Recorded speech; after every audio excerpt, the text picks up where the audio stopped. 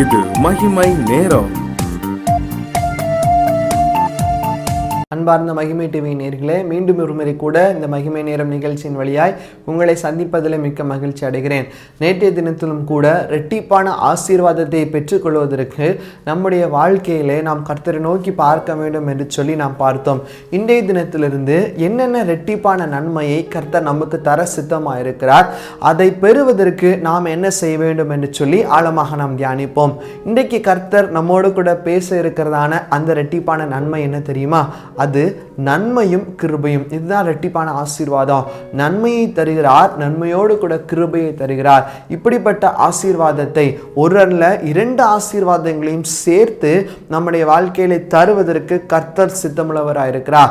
சங்கீதங்களின் புஸ்தகம் 23வது சங்கீதம் 6வது வசனம் இப்படியாக சொல்லுகிறது, என் ஜீவனுள்ள நாளெல்லாம் நன்மையும் கிருபையும் என்னை தொடரும் என்று சொல்லப்பட்டிருக்கிறது. இன்னைக்கு நம்முடைய ஜீவனுள்ள நாட்களெல்லாம் இந்த நன்மையும் கிருபையும் நம்மை தொடரும்படியாக கர்த்தர் இந்த ஆசீர்வாதத்தை நம்முடைய வாழ்க்கையிலே தரும்படியாக நமக்கு இந்த நேரத்தை கொடுத்திருக்கிறார். இதை நாம் கேட்டு பிரயோஜனப்படுவோம். எரேமியா தீர்க்கதரிசன புஸ்தகம் 32வது அதிகாரம் 42வது வசனத்தை நாம் வாசிப்போமானால், நன்மையை குறித்து வேத வசனம் அழகா சொல்லுகிறது. அது என்ன நன்மையாம்? இந்த உலகத்திலே நாம் வாழ்வதற்கு தேவையான எல்லா நன்மைகளையும், சகல நன்மைகளையும் கர்த்தர் நமக்கு கட்டளையிடுகிறாரா. நன்மை என்று சொன்னால் அதற்கு ஆப்போசிட், அதற்கு எதிர்மறையான பதம் என்னது? தீமை.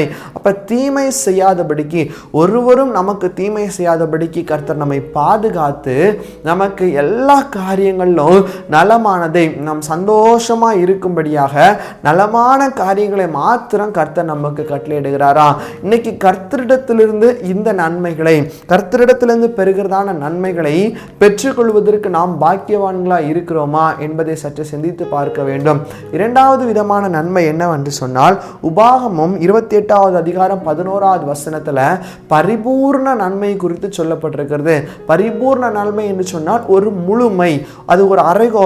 மனுஷரால் நமக்கு கிடைக்கப்படக்கூடிய தயவு இல்ல மனுஷரால் கிடைக்கப்படக்கூடிய நன்மை ஒருவேளை நம்மை திருப்தி ஆக்காமல் இருக்கலாம். அநேக நேரங்களில் ஒரு சின்ன தயவு நமக்கு கிடைத்திருக்கலாம், அதன் மூலமாக நாம் திருப்தி அடையாமல் இருக்கலாம். ஆனால் கர்த்தருடைய சமூகத்திலிருந்து நமக்கு கிடைக்கிறதான நன்மையானது அது பரிபூர்ணமுடையது, அது ஒரு முழுமையுடையது. யாருக்கு கர்த்தர் அந்த நன்மையை கட்டளையிடுகிறாரோ அந்த மனுஷனுடைய வாழ்க்கையிலே ஒரு நன்மையும் குறைவுபடாது. எந்த விதமான காரியமும் குறைவு என்ற சொல்லுக்கே இடமில்லை என்று சொல்லி நாம் பார்க்கிறோம். சங்கீதங்களின் புஸ்தகத்தில் நாம் வாசிக்கிறோம். 34வது சங்கீதம் 10வது வசனத்துல, சிங்கக்குட்டிகள் தாழ்ச்சி அடைந்து பட்டினியா இருக்கும், கர்த்தரை தேடுகிறவர்களுக்கோ ஒரு நன்மையும் குறைபடாது என்று சொல்லப்பட்டிருக்கிறது. அப்படி என்றால் என்ன? சிங்கக்குட்டிகள் ஒரு காலம் பட்டினியாவே இருக்காது. ஏன் என்று சொன்னால், சிங்கம் காட்டினுடைய ராஜா, அதனுடைய குட்டிகள் பட்டினியா இருக்கிறது என்று சொல்லி அது அறிந்தால் ஏதோ ஒரு மிருகத்தை சென்று வேட்டையாடி அதை பிடித்து தன்னுடைய குட்டிகளுக்கு அது இரையாக கொடுக்கும். ஆனால் அந்த சிங்கக்குட்டிகள் கூட பட்டினியா இருக்கும் காலம் வரும். ஆனால் கர்த்தரை தேடுகிறவர்களுக்கு ஒரு நன்மையும் குறைவுபடாது. உணவு கிடைக்கும், தேவைகள் எல்லாம் சந்திக்கப்படும். இதுதான் நன்மை. நாம் எந்தெந்த காரியங்கள்ல தயவை எதிர்பார்க்கிறோமோ எல்லா காரியங்களையும் கர்த்தர் நமக்கு நன்மையானதை கட்டளையிடுகிறார். அப்போ கர்த்தர் நமக்கு நன்மையை செய்ய வேண்டும் என்று சொன்னால் நாம் என்ன செய்ய வேண்டும்? நமக்கு ஒரு தகுதி இருக்க வேண்டும். என்னென்னால் தகுதி உள்ளவர்களுக்கு கர்த்தர் அதற்குரிய ஆசீர்வாதத்தை கொடுக்கிறார். அப்ப நமக்கு என்ன தகுதி இருக்க வேண்டும் என்று சொல்லி பார்ப்போமானால், சங்கீதம் புஸ்தகம் 84வது சங்கீதம் 11வது வசனத்துல, உத்தமமாய் நடக்கிறவர்களுக்கு கர்த்தர் நன்மையை வழங்காதிரார் என்று சொல்லப்பட்டிருக்கிறது. அப்ப அப்படின்னா அர்த்தம், நிச்சயமா வழங்குவார். யாருக்கு வழங்குவார்? உத்தமமாய் நடக்கிறவர்களுக்கு. இன்னைக்கு நம்முடைய வாழ்க்கையில நாம் உத்தமத்தை கடைபிடிக்கிறோமா? கர்த்தரிடத்திலிருந்து இரட்டிப்பான ஆசீர்வாதத்தை பெற்றுக்கொள்வது நம்ம எல்லாருக்கும் ஒரு ஆசையா இருக்கிறது. ஆனால் நம்முடைய வாழ்க்கையில ஒரு சில விஷயங்களை நாம் சரிபடுத்த வேண்டி இருக்கிறது. அப்படிப்பட்ட ஆசீர்வாதத்தை பெற்றுக்கொள்வதற்கு நம்முடைய வாழ்க்கையில் உள்ள சில காரியங்கள் தடையா இருக்கிறது. இந்த தடையை நாம் மாற்றி போடுவோம் என்று சொன்னால், அது நம்ம தலைக்கு மேல் இருக்குதான அந்த ஆசீர்வாதங்கள் நமக்குள்ளாக வந்து நாம் சுதந்திரிப்பதற்கு அதை பாக்கியவான்களா எண்ணப்படுவோம். அப்போ உத்தமமாய் நாம் நடக்க வேண்டும். அவர்களுக்கு கர்த்தர் நன்மையை கட்டளையிடுகிறார். நாம் செய்கிற வேலைகளில் உத்தமமாய் நடக்க வேண்டும். படிக்கிற பிள்ளைங்க படிக்கிற காரியங்களில் உத்தமமாய் இருக்க வேண்டும். எல்லா காரியங்களும் தாய் தகப்பனுக்கு உத்தமமாய் இருக்க வேண்டும். இது போன்ற அனைத்து காரியங்களிலும் உத்தமமாய் நம்முடைய வாழ்க்கையை நாம் காத்து நடப்போம் பார்ப்போம் என்று சொன்னால் பரத்திலிருந்து இறங்கி வருகிறதான அந்த நன்மையை நாம் பெற்று அனுபவிக்க முடியும். நாசரேத்திலிருந்து ஒரு நன்மை உண்டாகுமோ என்று சொல்லி வேதத்தில் ஒரு வசனம் வாசிக்கிறோம். அப்போ அதற்கு என்ன பதில் சொல்லப்பட்டிருக்கிறது? வந்து பாருங்கள் என்று சொல்லப்பட்டிருக்கிறது. இன்னைக்கு நம்ம போய் அந்த நன்மையை பெற்றுக்கொள்ளணும். ஆண்டவராக இயேசு கிறிஸ்து இந்த உலகத்தில் நன்மையை கொடுக்கும்படியாய் வந்தார். அந்த நன்மையை பெற்றுக்கொள்வதற்கு நாம் பாக்கியவான்களை எண்ணப்பட வேண்டும்.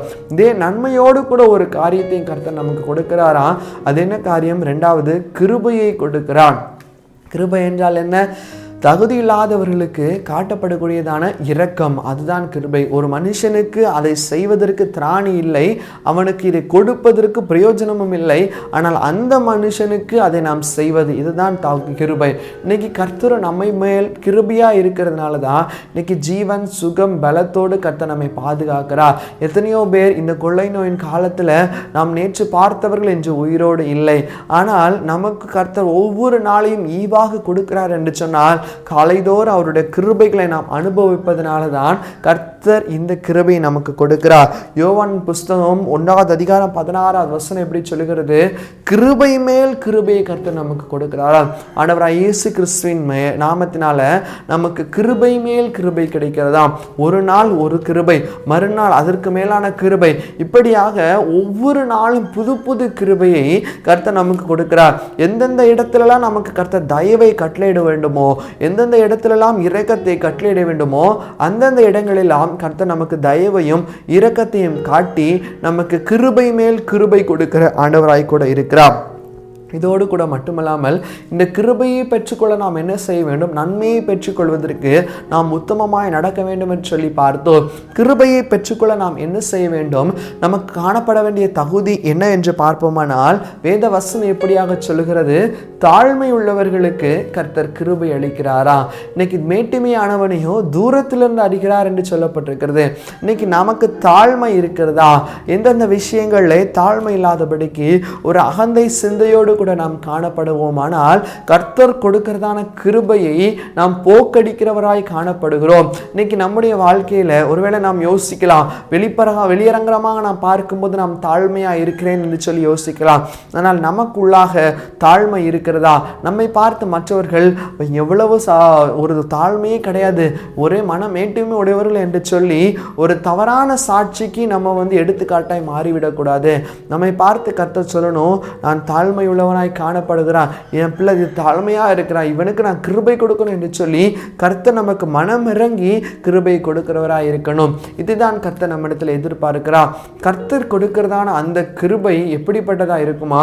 நம்மை திருப்தி ஆக்கக்கூடியதா இருக்குமா? காலையில் நம்ம இடத்துல ஒரு வெறுமை இருக்கும். ஏனென்று சொன்னால் நமக்கு ஒரு புது பலன் இருக்கும். அதே நேரத்தில் ஒரு பொழுது நம்ம தொடங்குகிறோம் என்று சொல்லும்போது அந்த பொழுதுல ஒண்ணுமே நம்மகிட்ட இருக்காது, எல்லாமே வெறுமையா இருக்கும். அப்போ அந்த நேரத்தில் அந்த நாளுக்குரிய முழு ஆசீர்வாதத்தையும் ஒரு திருப்தியை நமக்கு அந்த இடத்துல கட்டளையிடுகிறார். வேத வசனத்தில் 90வது சங்கீதம் 14வது வசனத்தில் அந்த கிருபை நம்மை திருப்தியாக்கும் என்று சொல்லப்பட்டிருக்கிறது. இன்னைக்கு இந்த நன்மையையும் இந்த கிருபையும் பெற்றுக்கொள்வதற்கு நாம் திராணி உள்ளவர்களாய் மாற வேண்டும். இந்த இரட்டிப்பான ஆசீர்வாதத்தை பெற்றுக்கொள்ள நாம் நம்மை அர்ப்பணிக்க வேண்டும். மறந்து விடாதீர்கள், நன்மையை பெற்றுக்கொள்வதற்கு நாம் என்ன செய்ய வேண்டும்? உத்தமமாய் நடக்க வேண்டும். கிருபையை பெற்றுக்கொள்வதற்கு நாம் தாழ்மையோடு கூட நடக்க வேண்டும். இந்த ரெண்டு காரியமும் நம்மிடத்தில் காணப்படுமானால் இந்த நன்மையும் கிருபையும் ஜீவனுள்ள நாளெல்லாம் நன்மையும் கிருபையும் என்ன தொடரும் என்று சொல்லப்பட்டிருக்கிறதான இந்த இரட்டிப்பான ஆசீர்வாதத்தை நம்முடைய வாழ்க்கையில கர்த்தர் தர சித்தமுள்ளவராக இருக்கிறார். நம்முடைய வாழ்க்கையில உத்தமத்தை கடைபிடிப்போம், தாழ்மையை தரித்துக் கொள்வோம், தேவன் தருகிறதான ஆசீர்வாதத்தை நாம் பெற்றுக்கொள்வோம். அப்படியே கண்களை மூடி நாம் ஜெபிப்போம். ஒரு விஷயம் ஆண்டவரே, நம்முடைய சமூகத்தில் நாங்கள் எங்களை தாழ்த்துகிறோம் அப்பா. இந்த நேரத்தில் நீர் எங்களோடு பேசின வார்த்தைகளுக்காக உமக்கு நாங்கள் நன்றி செலுத்துகிறோம் ஆண்டவரே. தாழ்மையின் சிந்தையை நீர் எங்களுக்கு தரும்படியாக ஜெபிக்கிறோம் அப்பா. உத்தமமாய் நடக்க ஆவியானவரே உம்முடைய பலத்தை நீர் எங்களுக்கு கொடுக்கும்படியாக ஜெபிக்கிறோம். எந்தெந்த இடங்களில் ஆண்டவரே இசப்பா நாங்கள் வழி விலகி போகிறோமோ அந்த காரியங்களை எங்களுக்கு நீர் உணர்த்தி உத்தமத்தை கடைபிடிக்க நீர் எங்களுக்கு கிருபை கொடுக்கும்படியாக ஜெபிக்கிறோம் அப்பா. இன்னைக்கு நீர் எங்களுக்கு பேசின இந்த இரட்டிப்பான ஆசீர்வாதத்திற்காக உமக்கு நன்றி ஆண்டவரே. அப்பா, தாழ்மையோடு கூட நாங்கள் நடக்க, உத்தமத்தோடு கூட நடக்க ஆண்டவரே நீர் எங்களுக்கு வைத்திருக்கிறதான நன்மையும் கிருபையுமான ஆசீர்வாதங்களை பெற்றுக்கொள்ள கிருபை செய்யுங்க. உம்முடைய கரத்திலே தருகிறோம், பொறுப்பெடுத்து வழி நடத்துங்க. மீட்பர் இயேசுவின் மூலம் ஜெபிக்கிறோம் எங்கள் ஜெபங்களும் நல்ல பிதாவே. ஆமேன், ஆமேன்.